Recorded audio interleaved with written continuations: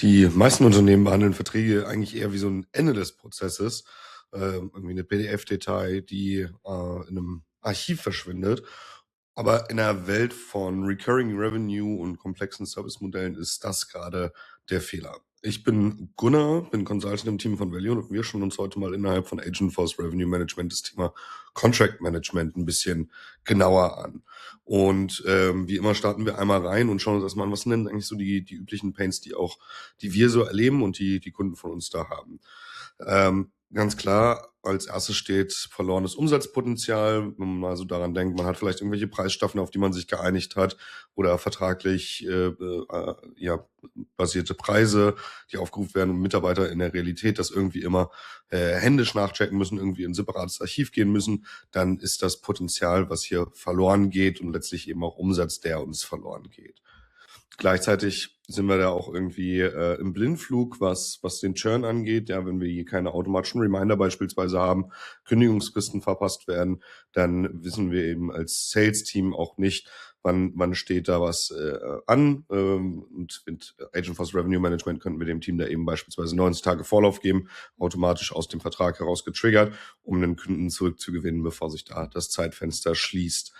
Letztlich geht es da auch um operatives Risiko, ja, wenn wir uns auf bestimmte Dinge mit Kunden einigen, die aber irgendwo in einem PDF-Dokument mit zigtausend Seiten hinterlegt sind und wir da keinen Zugriff drauf haben als Vertriebsteam, dann, und wir beispielsweise sagen, wir 99% Uptime mit einem SLA garantieren, und wir diese Verpflichtungen eben nicht einhalten, dann ist das am Ende ja vielleicht sogar eine Vertragsstrafe, die wir da zahlen müssen.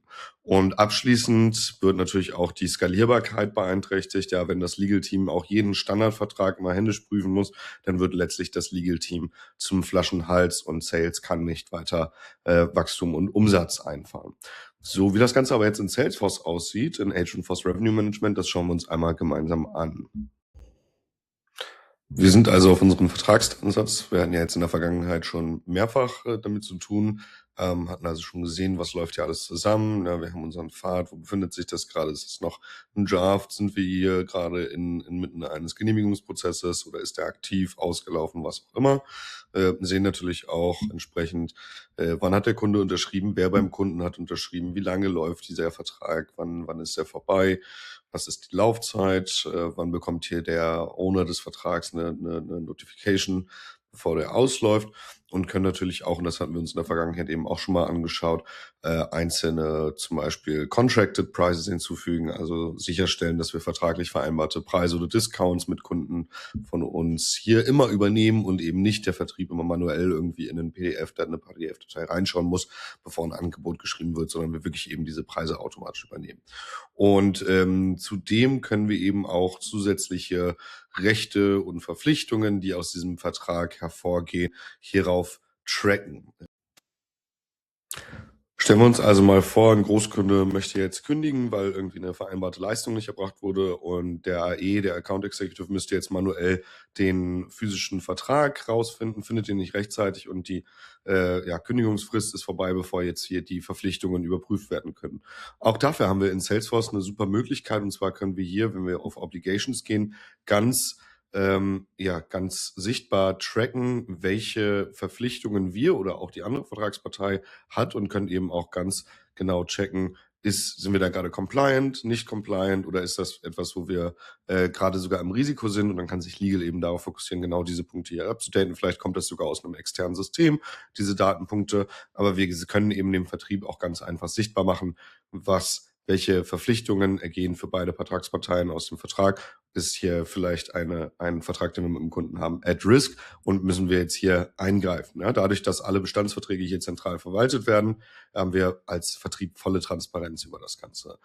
Wir gehen aber vielleicht noch mal ein Stück weiter, weil RAE interessiert uns natürlich alle heutzutage. Wenn wir einen Vertrag aufsetzen, sei es auch nur ein Standardvertrag, ein Standardangebotsdokument, haben wir vielleicht bestimmte Klauseln innerhalb Vertrags. Wenn wir jetzt hier einmal auf Draft with Einstein gehen, ihr seht gerade, können wir hier unserer Prompt hinzufügen, wollen also eine Clause mit SLA-Uptime hinzufügen. Wir schicken also einfach einmal die Nachricht rein und bekommen schon einen Vorschlag für eine Klausel, die wir dann eben einfach hinzufügen können. Und dann in Zukunft natürlich, wenn Legal jetzt sagt, wir schauen uns das nochmal an, wir müssen da nochmal drüber haben wir jetzt hier eine neue Klausel, die wir zukünftig verwenden können. Ihr seht also AI drafted. Wir können die natürlich noch einmal anpassen und dann eben als Draft und später aktiv hinzunehmen und dann in Zukunft auch wieder verwenden. Und dadurch, dass wir eben dieses ganze Thema Vertragsmanagement nach Salesforce holen, machen wir das nicht nur für den Vertrieb, sondern auch für andere Abteilungen wie Service, wenn es um SLAs geht, beispielsweise sichtbar, und können somit sicherstellen, dass das Thema Vertragsmanagement nicht nur etwas ist, was irgendwo in den Tiefen als PDF lagert, sondern etwas, was uns wirklich als Business hilft und letztlich für uns zum Umsatztreiber wird, statt zusätzliche Kosten zu verursachen, wie beispielsweise als Bottleneck. Und mich würde interessieren, ob ihr ähnliche Probleme auch schon mal gesehen habt. Meldet euch gerne, schreibt es mir in die Kommentare und wir sehen uns beim nächsten Video. Danke.